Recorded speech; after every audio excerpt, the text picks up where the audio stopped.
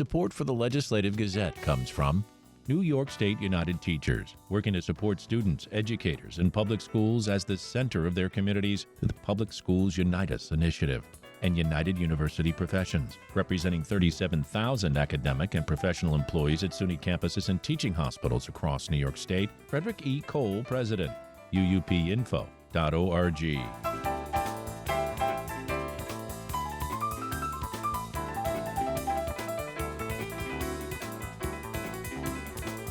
New York State lawmakers ended their legislative session, but left a number of issues on the table. Final negotiations on several major issues were derailed after Governor Kathy Hochul made a surprise decision to halt a planned congestion pricing plan in Manhattan less than a month before it was scheduled to begin. The Legislative Gazette's Karen DeWitt has more.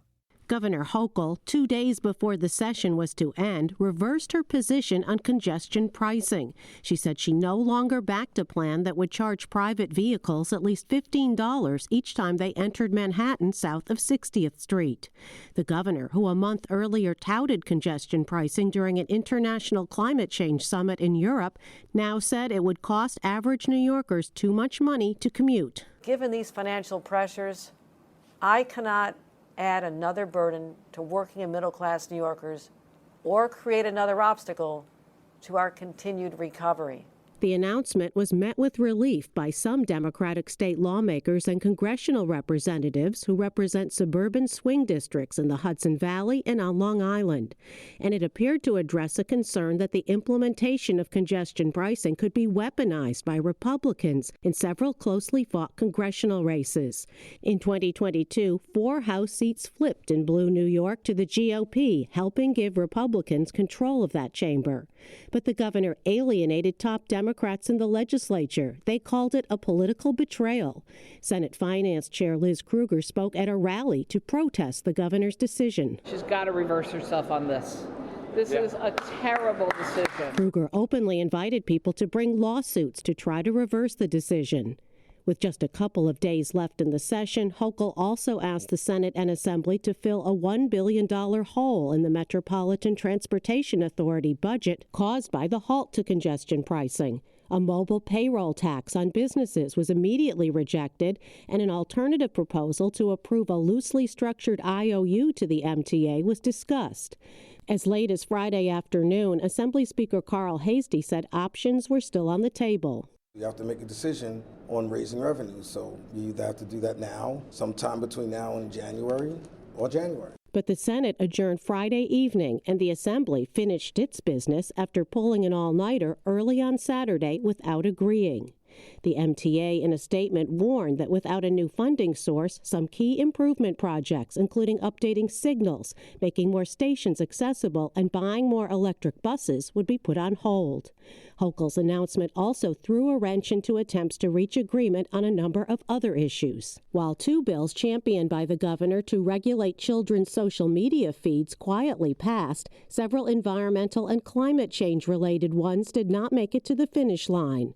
They include the New York Heat Act. It would stop utilities from automatically charging ratepayers for new gas lines, an expanded bottle deposit law, and a measure to reduce plastic packaging. Liz Moran with Earth Justice spoke at an 11th-hour rally for the bills. She says lawmakers approved the Climate Change Protection Act in 2019. It has a goal to reduce greenhouse gas emissions by 85% by 2050. But she says since then, Democrats who lead Albany have not been willing to take the steps needed to actually reach that aim.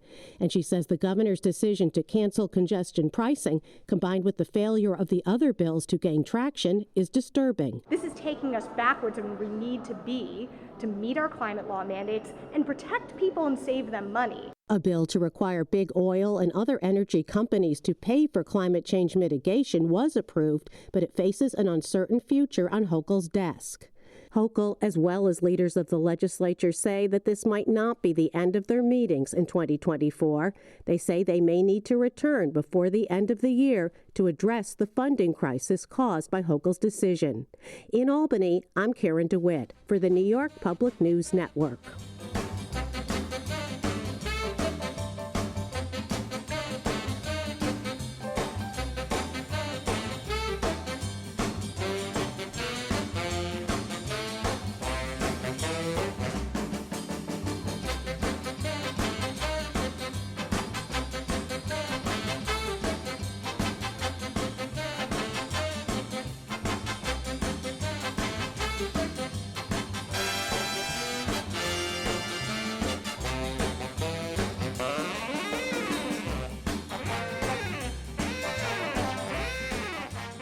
You are listening to the Legislative Gazette, a program about New York State government and politics.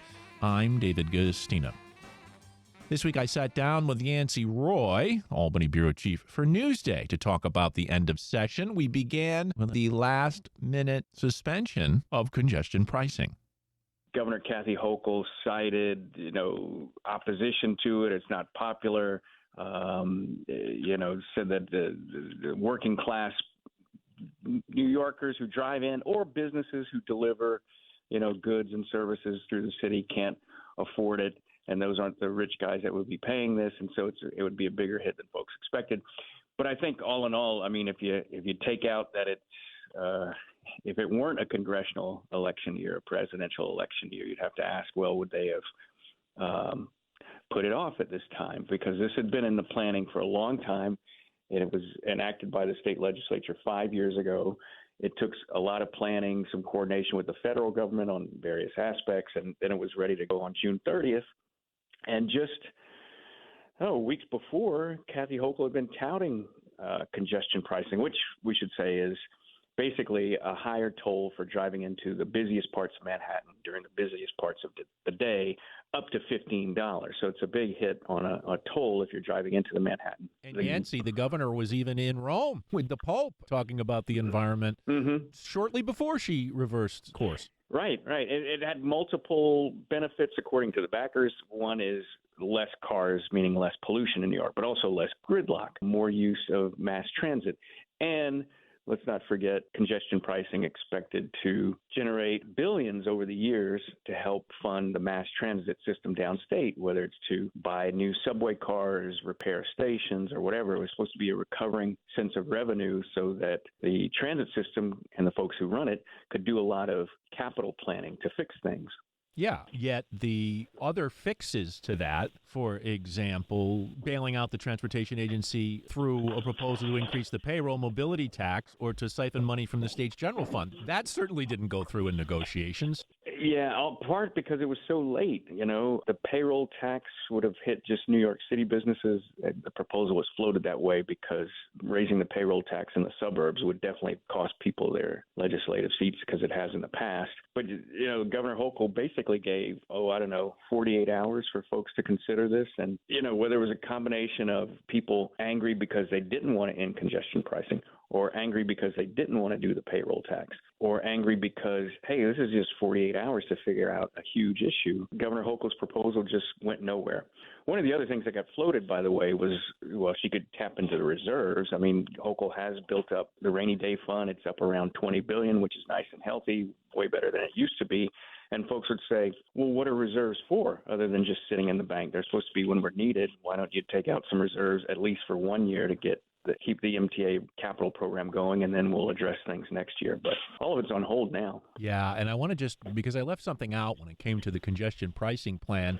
We're now probably going to see some lawsuits, right? Senator Liz Kruger, Democrat from the east side of Manhattan, she was almost apoplectic about this. She was angry at the governor, and she was encouraging others to sue. Yeah, it's interesting to see how that might play out. Her point was that the legislature enacted this. It was a state statute that brought in congestion pricing, and that you can't just declare it stopped by a governor or whomever. I don't know all the ins and outs of the legalities here, but, generally speaking, the legislature will pass a statute and then some agency will be in charge of rolling it out and setting a start date. So unless there's a start date in the statute that, the actual start date for congestion pricing or anything else is not necessarily set in stone. So I don't know how that will play out, whether if they would have legal grounds to sue now or if, a delayed start doesn't necessarily mean that anybody broke the law. But, again, it's a threat that's out there. And like you said, she was basically encouraging. Also, we should note that late Friday night, and I mean like late, 10, 11 o'clock or so, the MTA leaders put out a statement basically doing two things. One, in so many words, they said that the pause on congestion pricing is in effect. In other words, the board doesn't have to take a vote to pause it. It's paused.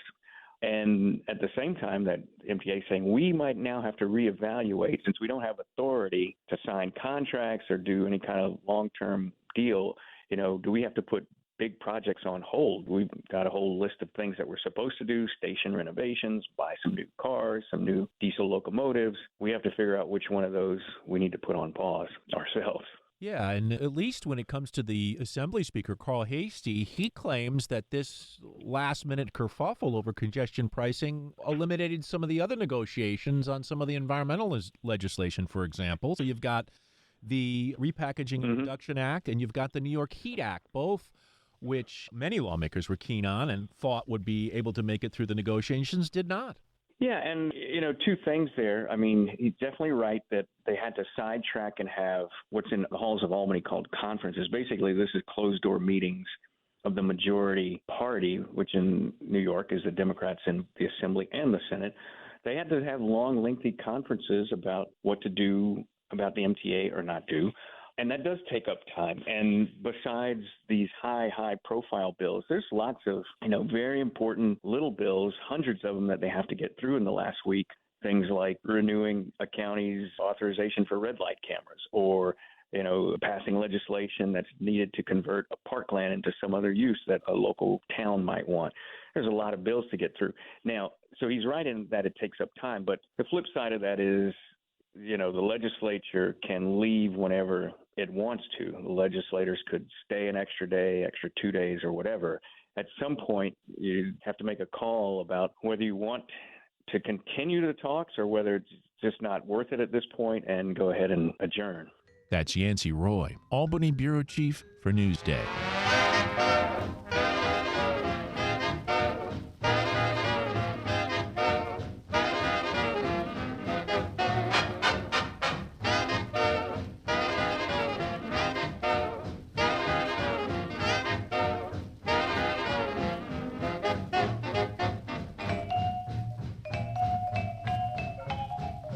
You are listening to the Legislative Gazette, a program about New York State government and politics.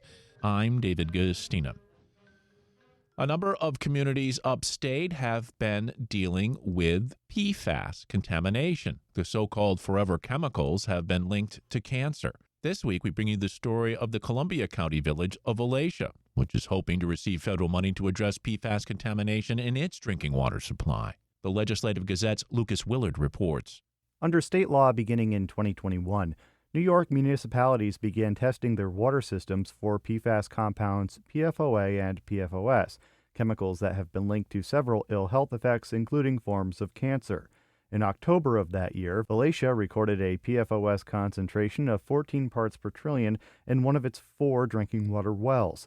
The detection exceeded New York's threshold of 10 parts per trillion and was taken offline. Frank Bevins is the village mayor. The village of Alatia, myself, our village board, and everything, we took this very seriously, and we got on to it immediately. You know what I mean? Which I think is a big help for us at this point. Alatia has already been approved for more than $2.7 million from the state to address the contamination. Now, Congressman Mark Molinaro, a Republican from the 19th District, is pushing for $2.2 million in federal funding to help install a permanent filtration system on the water supply. Mayor Bevins welcomes the congressman's involvement. I mean, it's huge for the village of Alatia. We're a very small village, and 2.2 is huge for us. I mean, and what you've been able to get from the state, you take those, at the bottom, at the end of the day, I would say, we're getting roughly $5 million that we're not paying for. You know what I mean? We're not going to have to bond that or whatever. For his part, Molinaro said in a statement, quote, "These funds will advance our local communities and address dire needs. I'm fighting for this crucial funding to better our infrastructure, improve access to clean drinking water, and revamp our towns and villages," end quote. Prior to New York adopting a threshold of 10 parts per trillion for PFOA and PFOS, the U.S. Environmental Protection Agency maintained a health advisory of 70 parts per trillion. In April, EPA adopted new maximum contaminant levels for 6 PFAS compounds, including 4 parts per trillion for PFOA and PFOS, 2 of the most commonly detected chemicals. Rob Hayes, director of Clean Water at Environmental Advocates NY, says hundreds of New York communities are expected to take action when the new MCLs go into effect. The State Department of Health estimates that about 300 communities across the state will exceed EPA's drinking water standards. That's millions of New Yorkers that are currently exposed to harmful levels of PFAS in their drinking water and that will benefit when these stronger standards go into effect. The EPA's new PFAS standards, which the agency says will benefit 100 million people, will go into effect in 2029. The standards face industry opposition. The Biden administration says $1 billion in federal funding through the bipartisan infrastructure law will help municipalities test for and treat PFAS contamination. With clean water funding also available from the state and municipalities already testing for PFAS, Hayes hopes the Empire State will adopt the lower thresholds earlier. We are urging Governor Hochul and the State Department of Health to enact these protections on a faster time frame here in New York. We've been ahead of the ball in New York on PFAS. Water utilities have tested for these chemicals already for years. New Yorkers shouldn't have to wait that long to get cleaner water. The state health department says it is, quote, currently reviewing the details of EPA's rulemaking to determine how it will affect New York State's current MCLs, notifications, and testing as we look to harmonize the state and federal requirements, end quote. In April, the Columbia County town of New Lebanon received $2 million in the state budget to cap a landfill linked to PFAS contamination. For the Legislative Gazette, I'm Lucas Willard. The suspension of service on Amtrak's Adirondack Rail line between Saratoga Springs and Montreal has been extended into September, which is irking regional tourism and transportation officials. The Legislative Gazette's Pat Bradley explains. Amtrak and Canadian National announced in May that the Adirondack train service would shut down for 6 weeks for track maintenance. But passengers began reporting to the Empire State Passengers Association that tickets they had booked later in the summer had been canceled. A statement from Amtrak states that it, quote, will be extending the modification of Adirondack service between New York City and Saratoga Springs through Sunday, September 8, as CN continues to progress track work on their line in Canada. We apologize to our customers for any inconvenience, unquote. Passengers Association Executive Director Steve Strauss notes this is the second summer in a row the New York City to Montreal route has been disrupted following a 3-year closure during the pandemic. Strauss says Amtrak and CN have misled and disrespected customers. People in the North Country are really getting screwed, and it's hard to get a real handle on what's going on. They made the claim that they were prepared to do this work this summer, and Canadian National had to move some things around to do this work this summer. We appreciate that they had indicated they were going to do that, but now it looks like maybe they're backtracking on that, or they're taking longer than they wanted to admit to get the work done. For whatever reason, it's not happening, and it's unfortunate that a dispute over 40 miles of track is interrupting international travel. North Country Chamber of Commerce officials say Amtrak failed to communicate with any stakeholders about the decision to extend the rail line closure. President and CEO Gary Douglas calls the situation ludicrous. They referred to it as an extension of the modification. Now, you want to talk about wordsmithing. They didn't use the words, a further suspension of the service. So they're being very coy and playing a terrible game in terms of their relationship and their responsibilities. We'll get by the closure, and hopefully now, finally, we're seeing the end of the tunnel in terms of when they will complete the work that they said they could do in 6 weeks, only then to somehow mysteriously discover it was going to take 3 months. Some accountability is needed here about really the mismanagement and malfeasance by Amtrak.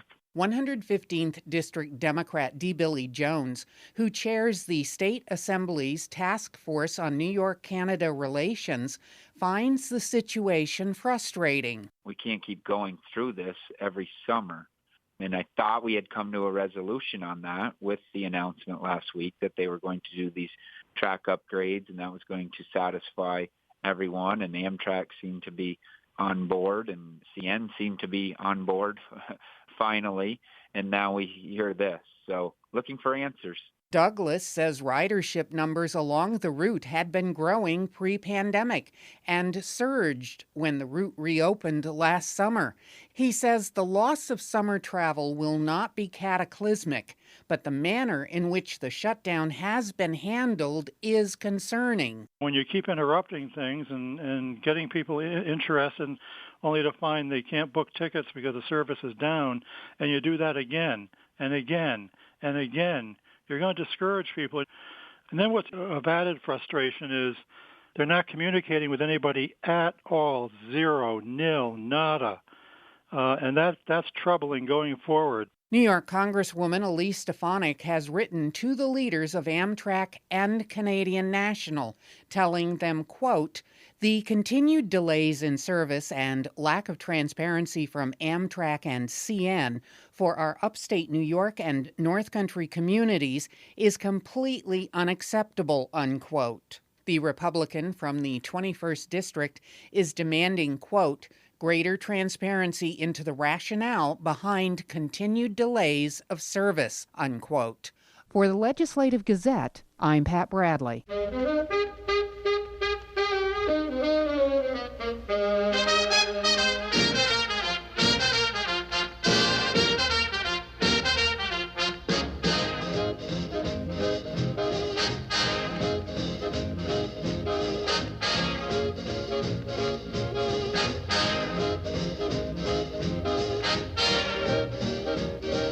You are listening to the Legislative Gazette, a program about New York State government and politics.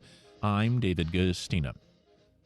The King and Queen of the Netherlands visited Albany this week. The Legislative Gazette's Dave Lucas was there and filed this report.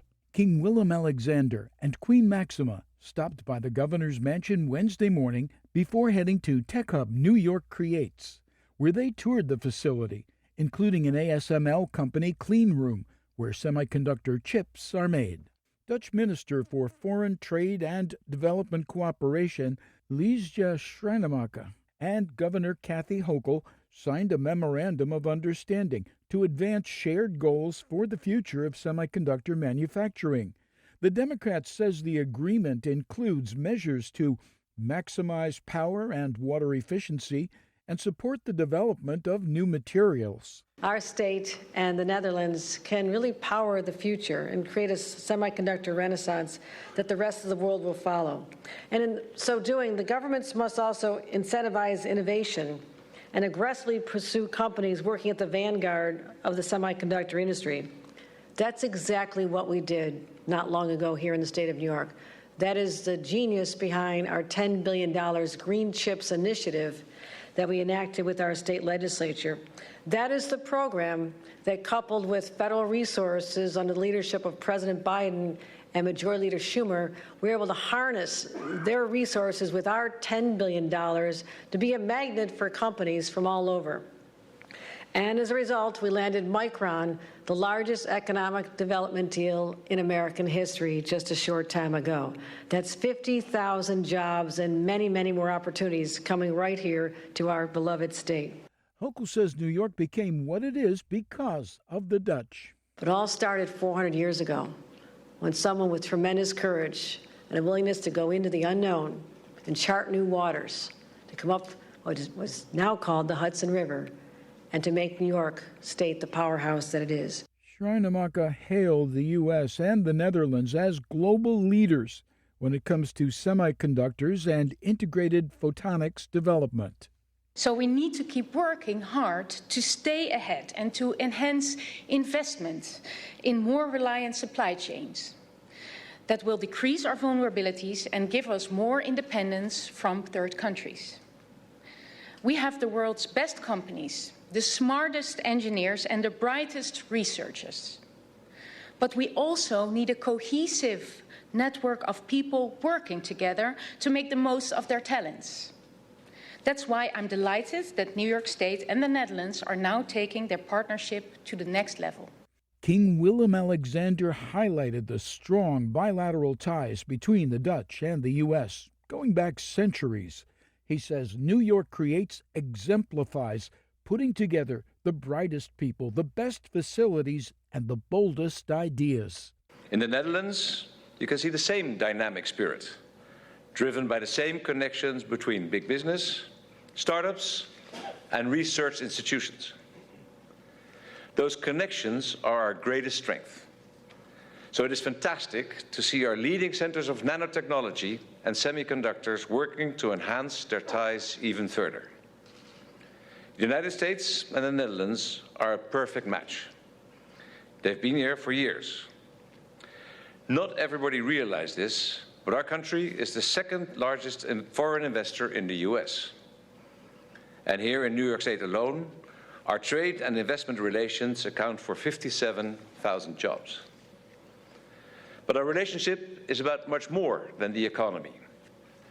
We're also partners in the search for solutions to the great challenges of our time, from climate change to the energy transition to affordable health care for all. Hochul also announced the sponsorship of 5 SUNY students who are attending a semiconductor summer school program in the Netherlands this summer.